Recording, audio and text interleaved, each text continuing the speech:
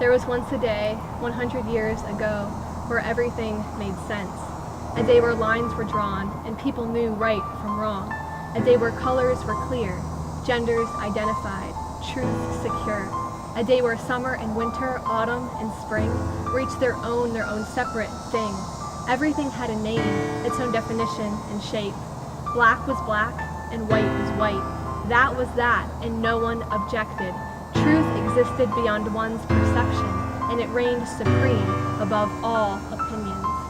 But now there is a new day 100 years later, a day where it has become so hard to see, a day where perception dictates truth and one's own eyes define the world, a day where black is no longer black and white is no longer white, a day where everything is a blur. There are no clear lines, no clear colors, everything is gray. Today, 100 years later, a man wakes up and begins his day. He hugs his wife and daughter goodbye and heads out the door, leaving it open behind him, not wanting to assume that someone might come in and hurt his family. As he walks along the path, he feels the ground shake beneath him. But is it really shaking? He can't know for sure. He feels that it is, but maybe that's just his truth. The man's vision is so blurred, he can barely see the road ahead, but he does not know that he cannot see. For he is told not to dare discriminate between blindness and sight, darkness and light, in this world where everything is gray. All across town, people scream and shout, yelling their opinions with excitement and passion. No one is right and no one is wrong. They shout and declare with confidence whatever they believe, because they know that in a world as this, where everything is gray, no one will disagree with or judge anything they say. No one is offended. Everything is accepted. No one is intolerant. All beliefs are welcome. To some, this might seem like the most ideal and perfect world, but where does all this go?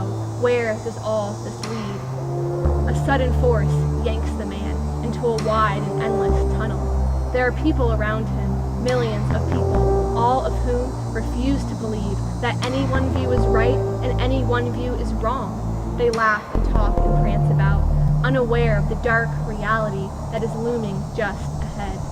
Their arrogant shouts and cries fade into muffled whispers.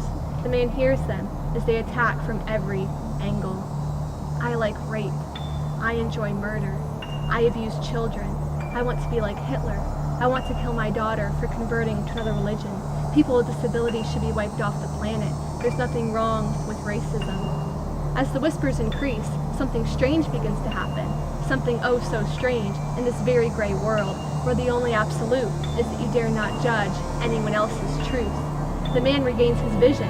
The ground ceases to shake. The seasons all return back to their own separate place. Black and white are pushing back against the gray. Colors are returning and definition is emerging. This is wrong, the man wants to scream. But it's too late.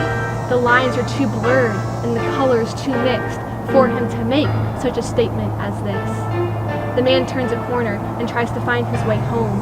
By now the world is so crazy, so violent and out of control, that he must drop to his knees and slowly crawl along. His eyes, they see nothing anymore, nothing but gray. There, up ahead, he sees his front door, still open wide. Samantha, Daisy, I'm home. Silence. He stumbles through the house, hysterically searching for his dear wife and daughter. There he sees them on the kitchen floor, speechless, lifeless, dead, caked in blood and brutally dismembered, abused, murdered, killed. As the man breaks down and weeps, something strange begins to happen. His vision becomes clear. The ground becomes steady, black and white. They push back harder than ever against the gray. This is so wrong, the man wants to scream as he kneels on the floor, his family's blood spilling through his hands. But he can't because everything is gray.